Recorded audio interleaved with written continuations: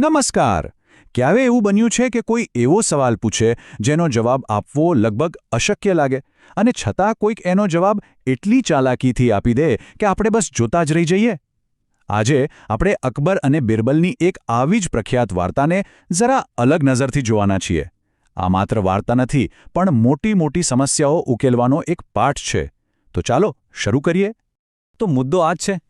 એવો સવાલ જેનો જવાબ કોઈ ચોપડીમાં ન મળે, કોઈ ગણતરીથી ન મળે. એનો જવાબ તો ફક્ત મગજની હાજર જવાબીપણાથી જ મળી શકે છે, અને આખી વાર્તા આના પર જ ટકેલી છે. તો વાર્તાની શરૂઆત ક્યાંથી થાય છે? ચાલો જોઈએ કે આ બધો મામલો શરૂ ક્યાંથી થયો. જરા કલ્પના કરો, એકદમ સરસ મજાનો દિવસ છે. મહેલનો સુંદર બગીચો અને સમ્રાટ અકબર એમના સૌથી હોશિયાર મંત્રી બિરબલ સાથે આરામથી ફરી રહ્યા છે. વાતાવરણ એકદમ શાંત છે, પણ કોને ખબર હતી કે આ શાંતિમાંથી જ એક એવો તોફાની સવાલ જન્મ લેવાનો છે જે ઇતિહાસમાં યાદ રહી જશે. અને બન્યું પણ એવું જ. બગીચામાં કાગડાઓને જોઈને અચાનક જ સમ્રાટના મનમાં એક મજાક કરવાનો વિચાર આવ્યો. એવો મજાક જે બિરબલ માટે એક મોટો પડકાર બનવાનો હતો. અને સમ્રાટે પૂછી જ લીધું, બિરબલ, સાંભળ્યું છે કે તું બહુ જ જ્ઞાની છે, તો ચાલ મને એ કહે કે આપણા આખા રાજ્યમાં ટોટલ કાગડા કેટલા છે? હવે આ કોઈ સીધો સાદો સવાલ નહોતો. આ તો બિરબલની બુદ્ધિની પરીક્ષા હતી. આનો સાચો જવાબ આપવો તો શક્ય જ નહોતો, ખરું ને? પણ અહીં જ તો ખરી મજા છે. જ્યાં કોઈ પણ બીજો માણસ વિચારમાં પડી જાય, ત્યાં બિરબલે એક સેકન્ડનો પણ સમય ન લીધો. એમના ચહેરા પર ચિંતા નહીં, પણ એકદમ આત્મવિશ્વાસ હતો. અને એમણે તરત જ જવાબ આપી દીધો. બધાને થયું કે આખરે બિરબલ કહેશે શું?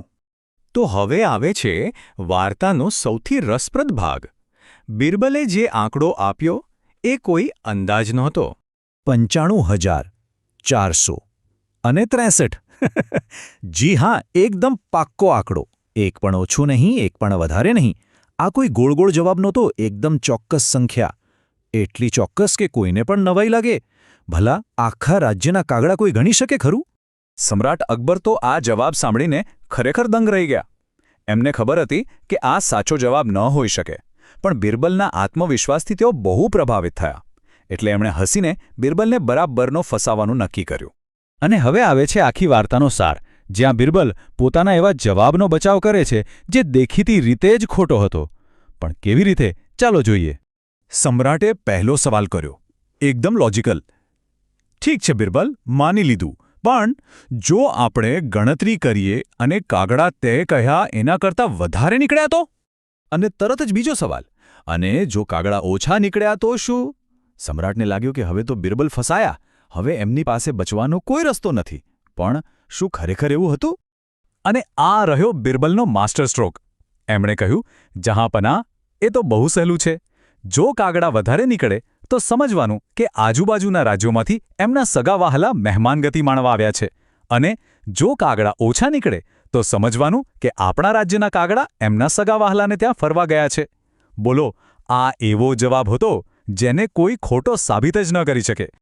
બસ આ જવાબ સાંભળતા જ સમ્રાટ અકબર પોતાનું હસવું રોકી ન શક્યા અને ખડખડાટ હસી પડ્યા. બિરબલે ફરી એકવાર સાબિત કરી દીધું કે દરેક સવાલનો જવાબ આંકડામાં નથી હોતો. ક્યારેક સાચો જવાબ ચતુરાઈમાં છુપાયેલો હોય છે. તો આ વાર્તામાંથી આપણને શું શીખવા મળે છે? ચાલો હવે એના ઊંડાણમાં ઉતરીએ. બિરબલે જે વાપર્યું એને કહેવાય વિટ અને હ્યુમર, એટલે કે તર્ક અને રમૂજ. આ એવી આવડત છે જેમાં કોઈ મુશ્કેલ પરિસ્થિતિને હળવી બનાવવા અથવા કોઈ સમસ્યાનો ઉકેલ લાવવા માટે હોશિયારી અને રમૂજી તર્કનો ઉપયોગ કરવામાં આવે છે. આ વાર્તાનો સૌથી મોટો બોધ એ જ છે કે દરેક સવાલનો જવાબ સાચો જ હોવો જરૂરી નથી. ક્યારેક જવાબ કેવી રીતે અપાયો છે એ વધુ મહત્વનું હોય છે. બિરબલે આંકડાથી નહીં, પણ પોતાની બુદ્ધિથી જવાબ આપ્યો. એમણે સાબિત કર્યું કે ક્રિએટિવ થિંકિંગથી એવા પ્રોબ્લેમ પણ સોલ્વ થઈ શકે છે જે ડેટાથી ન થાય. તો બસ આ જ સવાલ સાથે આ વાત પૂરી કરીએ છીએ. આપણા રોજના જીવનમાં એવી કઈ પરિસ્થિતિઓ આવે છે જ્યાં આપણે તથ્યો અને આંકડાઓને બદલે બિરબલ જેવી ચતુરાઈ વાપરીને વધુ સારો ઉકેલ લાવી શકીએ? આના પર જરૂર વિચારજો.